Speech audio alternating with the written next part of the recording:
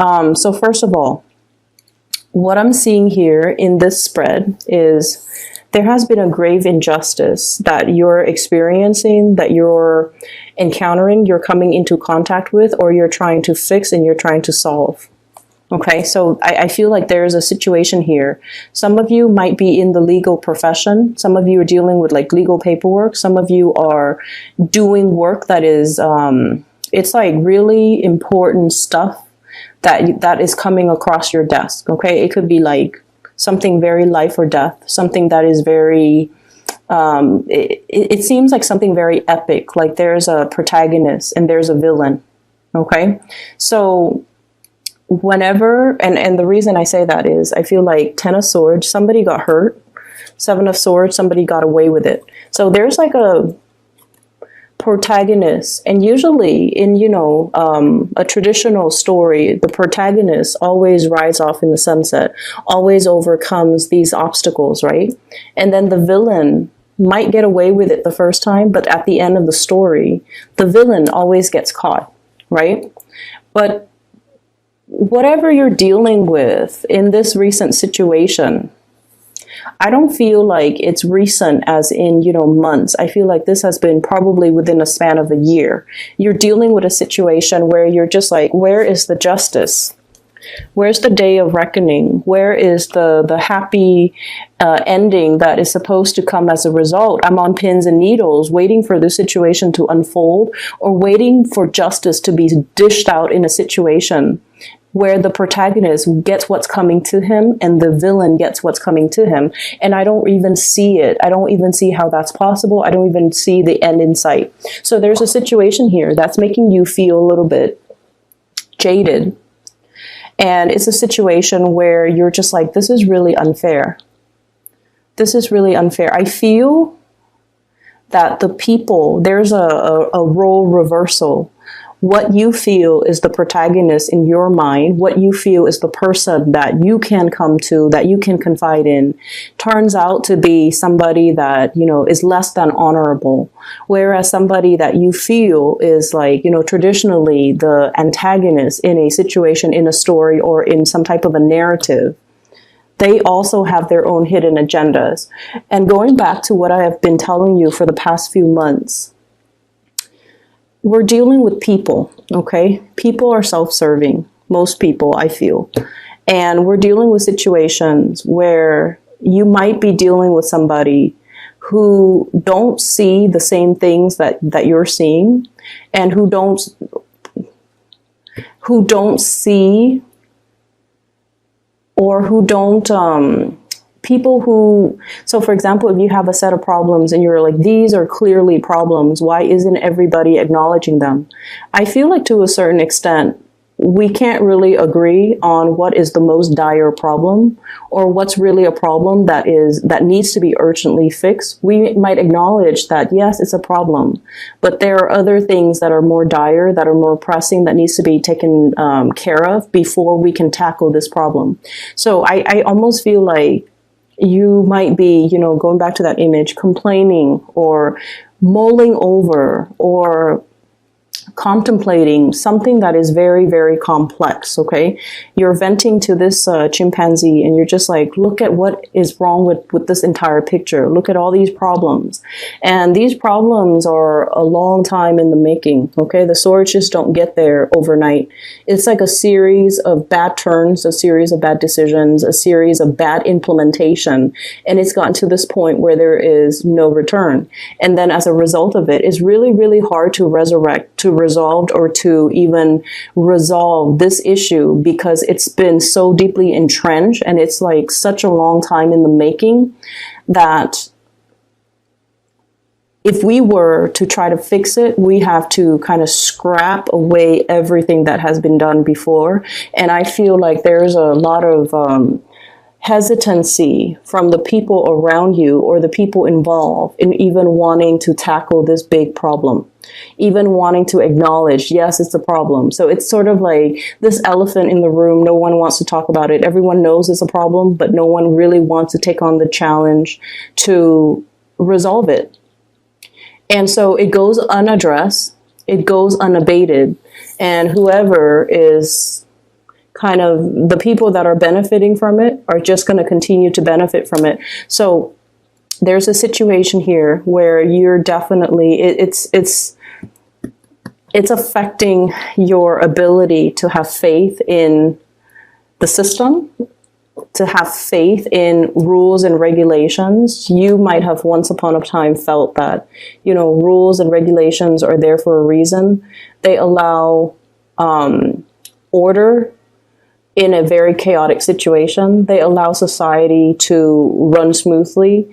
They allow things to, be predictable. But at the same time, there might be a situation where people are escaping responsibility, they find loopholes, and they know how to work the system.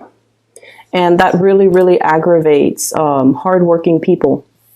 That really aggravates the hardworking signs, the Capricorns, the Virgos, even the Libras in the zodiac. Okay, so I feel like there's a situation here that is very problematic. And everyone knows it exists. It's that elephant in the room. But what do we do about it? If we acknowledge it, then we have to, actively get our hands dirty and try to resolve it. Try to remove these swords one at a time. And I feel like no one is really up to the task. Okay, so there's a situation here. It's very cyclical. And it's going unabated and no one is held accountable for it. So that's what I'm feeling here. And it feels to me to be a little bit disheartening. Okay, it feels like it is disheartening. And I just feel like it's taking a lot out of you, just mentally. And also emotionally, okay? Like I said, you don't shy away from hard work. You don't mind getting your hands dirty. You're very happy when you're kept busy. But you have to believe in the work that you do in order for you to continue to work hard and to continue to put in those hours and continue to commit to the things that you're doing if you believe in it. On the other hand, if you don't believe in it, it can make you a little bit bitter and jaded. And I feel like that's what's happening here. And I feel like you're really, really questioning the state of the situation, and you're questioning whether or not your heart is even in it anymore, or even like, how much longer can I endure in this situation, and how much longer, realistically, am I going to be okay with this? Like, when am I going to be like, no, this is not all right. This is not normal, or this is not a situation that I want to engage in any longer. And I feel like, for some of you, it could be a relationship type of situation where there is some kind of sneaky behavior happening. I feel that. I also feel for some of you, there is definitely somebody in your environment, like an individual that is quite significant to you, that is getting away with things. Not held accountable. They're getting away with things. And I feel like as long as they're getting away with it, they don't see it being a problem because, they're self-serving. And so that's what I'm feeling, okay? The other image that I saw when I shuffled the cards, I see this train. It's like a steam engine machine. It's a freight train, no passengers. It's going up a steep hill, and it's a very, very steep hill, so it's chugging along. And then there are workers in the engine room, and they have to shovel coals into the engine, the combustion engine, in order to keep the train going, right? So the conductor is just like, more coal, and then there are like 6 workers, men, all shoveling coal into the machine. So there's this giant pile of coal, they're shoveling it in, and it keeps chugging along. And so it seems to me as if there's a situation here where there's always more work. It's like, once you think you're done with something, there's more in the pipelines, and it's like rinse, repeat. Okay, so there's something that is very either very monotonous, or something that is a task in front of you that is very daunting, a task that might require a lot of coordination from all the 6 people working together. No one can kind of renege on their responsibilities, because if one person is like, I'm tired, or my arms are, you know, aching, or my biceps are like cramping up, I can't shovel any more coal, then the train is going to slip down the slope because there's not enough coal being fed. So there's a situation here where success is really much contingent upon group work. And everyone has to carry their burden. Everyone has to carry their weight. And whoever is the weakest link, I feel like it's going to create a lot of problems for other people on the same team. So teamwork and coordination, and, you know, just being able to trust that the people around you have your back, and to be able to trust that when push comes to shove, that everyone is going to be on board, that everyone is going to be on the same page, that everyone is all in this together. Okay, so on the bright side, I definitely feel like you guys have a good amount of teamwork and coordination, or people in your environment that you can confide in, that you can really, really count on, that you can, you know, trust that when the going gets rough, they're going to be there for me. It's almost like, you know, adversity builds character. And these are people that have been through a lot of adversity. And so you can count on them, that they're going to be around. So in that regards, I feel like, you know, it makes your day, it brightens up the situation, and whatever you have been contending with, as long as you have these group of people, or as long as you feel like everyone's on board, everyone's on the same page, everyone's willing to help one another, then it's going to be okay. And what I have here, you have some really karmic cards, by the way. I have here the Six of Wands.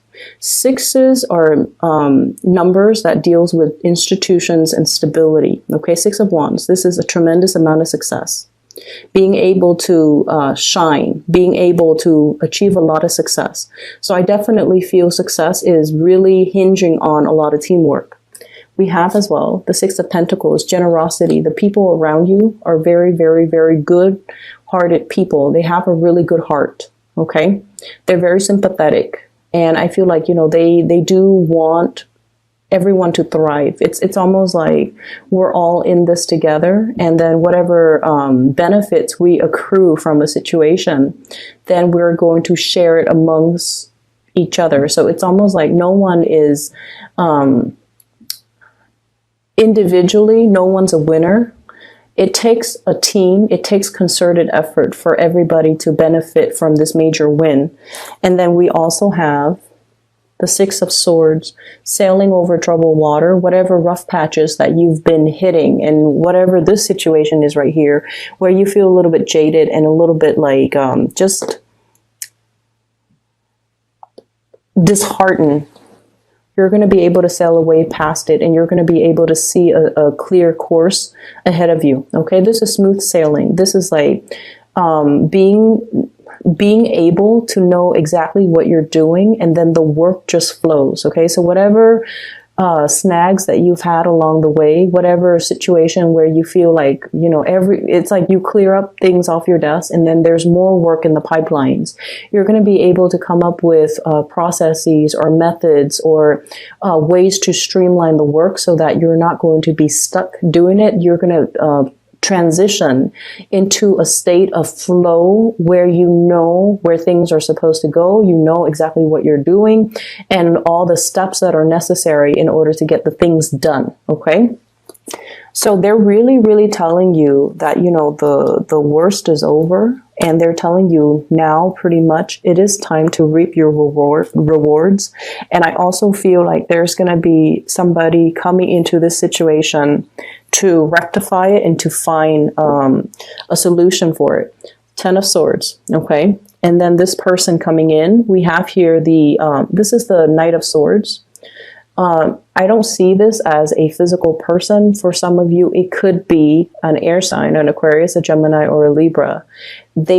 If you have been contending with them and they're the ones that has created problems, I feel like they're coming back in to rectify the situation. I'm almost hearing like, you know, oh, I messed up. I'm going to fix it. I'm going to fix it. Don't worry. I'm going to fix it.